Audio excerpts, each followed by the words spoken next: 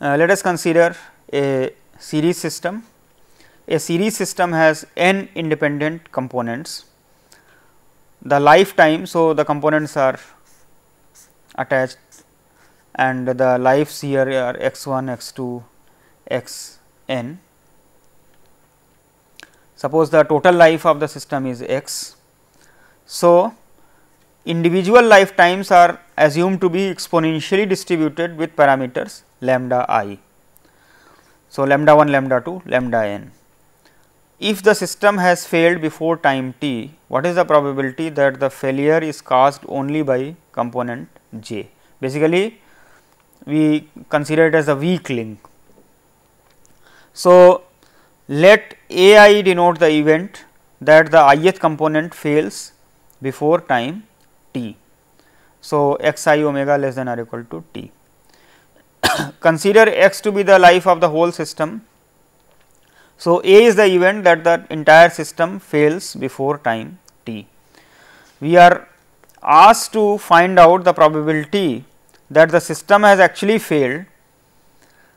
So, what is the probability that the failure is caused by the component j? So, it is actually the conditional probability that the jth component fails before time t, because a I denotes the event that ith component fails before time t. So, here we are interested in that the jth component fails and all components other than the jth component do not fail. This is a 1 complement, a 2 complement, etcetera, except a j complement here. So, it is the simultaneous occurrence, that is jth component fails and all the components other than the jth component are working at time t. So, what is the conditional probability of this event given that actually the system has failed? So, we apply the formula for the conditional probability. So, probability of some event E given an event f. So, it is equal to probability of E intersection f divided by probability of f. Now, if you look at this event here, it means one of the component fails and intersection with the event that the system fails. Since it is a series system, one of the component fails necessarily implies that the system has failed. So, this probability, this event is a subset of the event A. Therefore, the intersection will give me only the event which is described here, that is A j intersection with the intersection of A I complement where I is not equal to j. Now, at this stage we make use of the assumption that the components are independently working. That means, failure or not failure of a individual component does not affect the failure or not failure of any other component. So, here we can apply the formula for the probability of the intersection of the events for independent events. So, it becomes probability of A j into probability of these events, which again can be split as the product of the probabilities divided by probability of A. Now, what is the probability of A? This means that system has failed before time t. So, it is equal to 1 minus the reliability of the system at time t. Now, reliability of a series system is nothing but the probability of the product of the reliabilities of the individual terms. So, here probability of A complement, that is equal to reliability of the system at time t, which is equal to product of the reliabilities of individual components. Now, each of the lives is exponentially distributed. So, reliability of the ith component is e to the power minus lambda I t, product I is equal to 1 to n. So, that is the term coming here corresponding to probability of A complement. In the numerator, probability of A j, that is the jth component fails before time t, it is 1 minus e to the power minus lambda j t, and here it is reliabilities of the all other components except the jth component. So, it is product of e to the power minus lambda I t where I is not equal to j. So, this is denoting the conditional probability that the failure is caused by the component j alone. That means, the system has failed, that we know what is the conditional probability that the failure was caused by the jth component. Let us look at applications of Weibull distribution. So, suppose the life of an item has a hazard rate function z t is equal to t cube. So, if you recall, we considered that the hazard rate function is of polynomial type, that is alpha beta t to the power beta minus 1, if and only if the distribution of the life is Weibull distribution with parameters alpha and beta. So, here if the life distribution is given to be z t is equal to t cube, it is exactly of the form of a hazard rate function of a Weibull distribution. So, we can determine what are the parameters of the Weibull distribution here. So, if we compare it with alpha beta t to the power beta minus 1, it gives alpha is equal to 1 by 4 and beta is equal to 4. That means, the life of the item has Weibull distribution with parameter alpha is equal to 1 by 4 and beta is equal to 4. So, what is the probability that the item survives to age 2? So, probability of x greater than or equal to 2. The reliability function of the Weibull distribution at t is e to the power minus alpha t to the power beta. So, here if we substitute the values of alpha and beta and t is equal to 2, then the value turns out to be e to the power minus 4, that is 0.0183, which is quite small. What is the probability that the life is between 0.4 and 1.4? So, we are interested in finding out x lying between 0.4 to 1.4. So, naturally this can be written as probability, that is the reliability at 0.4 and the reliability at 1.4, the difference of the reliabilities. So, we make use of this formula, that is at time t the reliability here is e to the power minus alpha t to the power beta. So, after substituting the values of alpha, beta and t as 0.4 and 1.4, after simplification it turns out to be 0.61. What is the probability that a 1 year item will survive to age 2? That means, it is given that the item is working at age 1, what is the probability that it will work till age 2? So, it is the conditional probability of x greater than or equal to 2 given that x is greater than or equal to 1. Once again we make use of the formula for the conditional probability. This is event E, this is event F. So, probability of E given F is equal to probability of E intersection F divided by probability of F.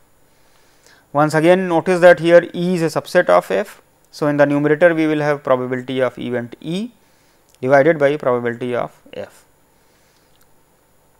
So, here this is turning out to be the reliability of the system at time 2 and this is the reliability of the system at time 1. So, in the formula for the reliability we substitute the values of alpha, beta and t and we get e to the power minus 4 and e to the power minus 1 by 4 and after simplification it is 0.0235.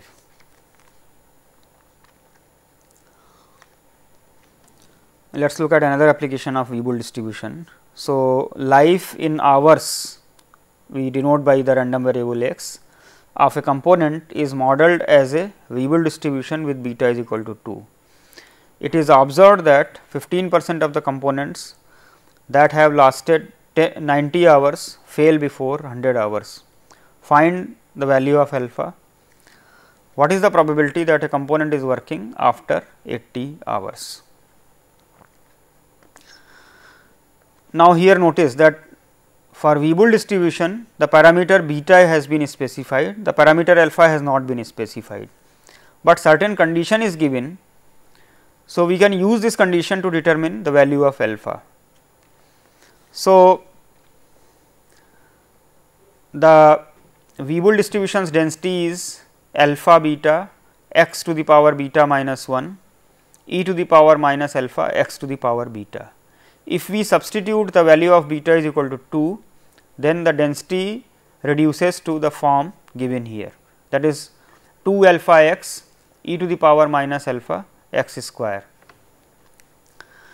Now, it is given that 15% of the components which last 90 hours fail before 100 hours. That means, they fail before 100 hours, that is the x less than or equal to 100, given that they work till 90 hours, that is x is greater than 90. This proportion is 0.15. So, consider these events, this is event say A and this is the event B.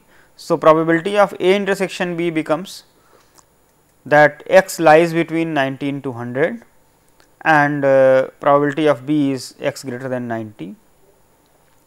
So, the numerator is the difference of the reliabilities at 90 and 100 hours divided by the reliability at 90 hours. So, we can simplify these terms. So, it is 0.85 probability x greater than 90 is equal to probability x greater than 100. Substitute the values of the reliability function of the Weibull distribution as e to the power minus alpha t to the power beta. So, if we use this, then the reliability here at x greater than 90 is e to the power minus alpha t to the power beta. So, beta is equal to 2 here and here it is e to the power minus 100 square alpha, that is t is equal to 100. So, now after certain simplification, this value of alpha turns out to be quite small, 0.000855. So, what is the probability that a component is working after 80 hours? That means, the reliability of the component at 80 time. So, by applying this formula, that is e to the power minus alpha t to the power beta, the value turns out to be 0.5784. So, these are some of the applications of the Weibull distribution. We have already seen the applications of exponential, gamma, etc. also. So, now we look at application of the normal distribution. So, consider steel rods which are manufactured, so with a diameter of 3 inches. Now, in any industrial process, the specifications are given. So, here the specification is that the diameter should be 3 inches for the rods. However, in the actual manufacturing, there will be some deviation. That means, it may be 2.999 inches, it may be 3.001 inches, etc. So, in any industrial production, the producer or manufacturer or the customer, he specifies that what should be his desired specifications, rather than telling exactly 3, because that may never be met. So, the permissible limits for the diameter are taken, for example, from 2.99 inches to 3.01 inches. That means, if a rod is manufactured and if its diameter turns out to be less than 2.99, it is not considered to be meeting the specification. If it is more than 3.01 inches, then also it is not meeting the specifications. Now, it is observed that 5% of the steel rods which are produced by this process, they are rejected as oversize. That means, they are having diameter more than 3.01 inches and 5% are rejected as undersize. That means, they are having the diameter less than 2.99 inches. So, assume that the diameters are normally distributed, find the mean and the standard deviation of the distribution. Hence, calculate the proportion of rejects if the permissible limits are widened to 2.985 and 3.015 inches. So, let us look at x as the diameter of the rod produced. So, it is given that it is normally distributed. So, let us assume that it is normally distributed with certain mean mu and certain variance sigma square.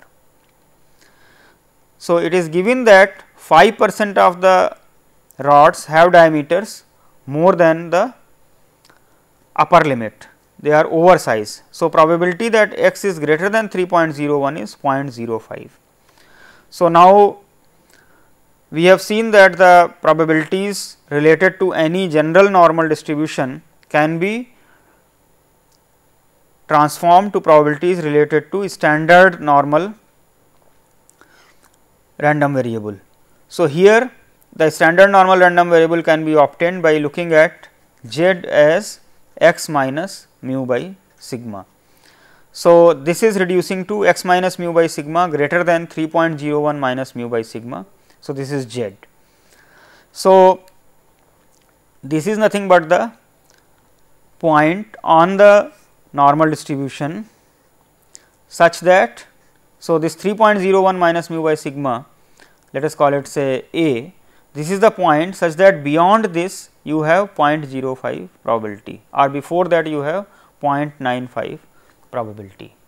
So, see the tables of the normal distribution, this point A is 1.645. So, we are getting an equation 3.01 minus mu by sigma is equal to 1.645. So, after simplification the equation reduces to a linear equation in variables mu and sigma. In a similar way, if we consider probability of x less than 2.99 is equal to 0.05, then after transformation probability of z less than 2.99 minus mu by sigma is 0.05. That means, what is the point say B such that this probability is 0.05. Now, by the symmetry property of the normal distribution, this point will be actually minus a. So, we will get 2.99 minus mu by sigma is equal to minus 1.645. So, after simplification it leads to the equation mu minus 1.645 sigma is equal to 2.99.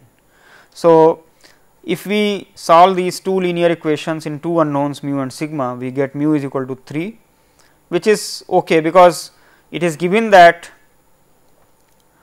the distribution is symmetric, and here the assumptions of the problem, here we are assuming that it is normally distributed. So, mu must be 3 because that is the target here, and sigma turns out to be a pretty small value 0.006. Now, under these values of mu and sigma, if we extend the permissible limits by little more, that is by 0.015, that is from 2.985 inches to 3.015 inches, then how many or what is the proportion of rejecting of the steel rods. So, we calculate the probability of accepting the rod, that means x lies between 2.985 to 3.015, and 1 minus that if we take, this is the probability of rejection. So, this probability we can transform to standard normal distribution by subtracting 3 and dividing by the sigma. So, after certain simplification, actually this term turns out to be 2.4675 and this term is a minus of the same term. So, it is 1 minus probability of modulus z less than or equal to 2.4675. So, it is 2 times the CDF of the standard normal variable at the point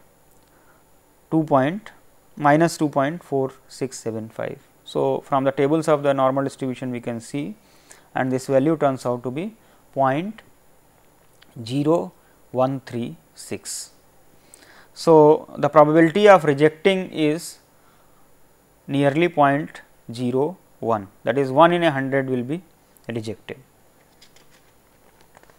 So, you can see here that initially 10% are rejected. If we are having 0.01 as the, that is on either side of 3, we are having 0.01 as the acceptable limit. If we widen little bit more, then only 1% are getting rejected.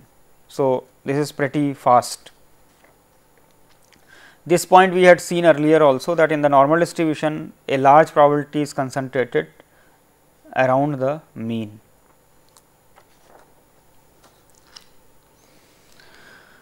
Suppose that the life in hours of an electronic tube manufactured by a certain process is normally distributed with mean 160 hours and standard deviation sigma.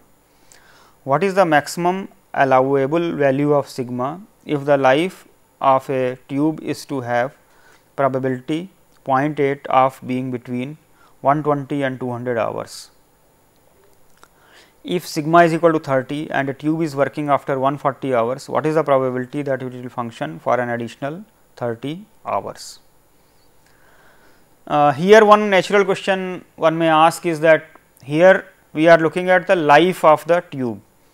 So, life is a non-negative number or a positive real number. So, how it can be normally distributed, because normal distribution is from minus infinity to infinity, that means it takes any real value. So, now this can be explained like this, that the life may be positive, but suppose you are having a here mean is 160 hours.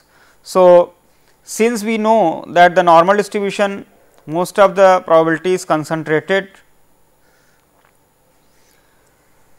within 3 sigma limits, that is minus 3 sigma to plus 3 sigma. Actually more than 99.9% of the probability is concentrated here. So, actually the values before 0 will not be coming into picture. So, this is only a theoretical approximation to the practical situation. Theoretical normal distribution is having values from minus infinity to plus infinity, but in practice the values will be concentrated in 3 sigma limits around mu. So, in this particular case, if x is denoting the life, then x follows normal distribution with mean 160 and variance sigma square. Now, it is given that the life is between 120 to 200 hours with probability 0.8. So, if we transform x to standard normal by subtracting 160 and dividing by sigma, then this is reducing to probability of z lying between minus 40 by sigma to 40 by sigma. We want this probability to be at least 0.80. So, now here we can simplify this term, it is phi of 40 by sigma minus phi of minus 40 by sigma. We make use of the property that phi of t plus phi of minus t is equal to 1. So, this is reducing to twice capital phi of 40 by sigma minus 1 greater than or equal to 0.80. So, from the tables of the normal distribution, we see the point, that is the probability is more than 0.90 such that phi of 40 by sigma is greater than or equal to this. So, we can calculate this and sigma turns out to be less than or equal to 31.2. Now, if sigma is equal to 30, what is the probability of an item working till additional 30 hours which has already worked up to 140 hours. So, it is probability x greater than or equal to 170 divided by x greater than or given that x is greater than or equal to 140. So, it is the conditional probability and it will be turning out as the ratio of probability x greater than or equal to 170 divided by probability x greater than or equal to 140. So, after transforming to the standard normal probability function, this value can be evaluated and it is approximately 50% of the probability. That means, if the item has already worked for 140 hours, the probability that it will work for another 30 hours is nearly half. The lead time for orders of diodes from a certain manufacturer is known to have a gamma distribution with a mean 20 days and a standard deviation 10 days. Determine the probability of receiving an order within 15 days of placement date. So, let x denote the time. So, this is following a gamma distribution with parameter r and lambda. Then the mean of a gamma distribution is r by lambda, that is given to be 20, and the variance r by lambda square is given to be 10 square, that is 100. So, after solving these two equations, we get r is equal to 4 and lambda is equal to 1 by 5. So, the probability density function of the time is 1 by gamma r lambda to the power r e to the power minus lambda x to the power r minus 1. After substituting the value of r and lambda, we get the form of the probability density function as this.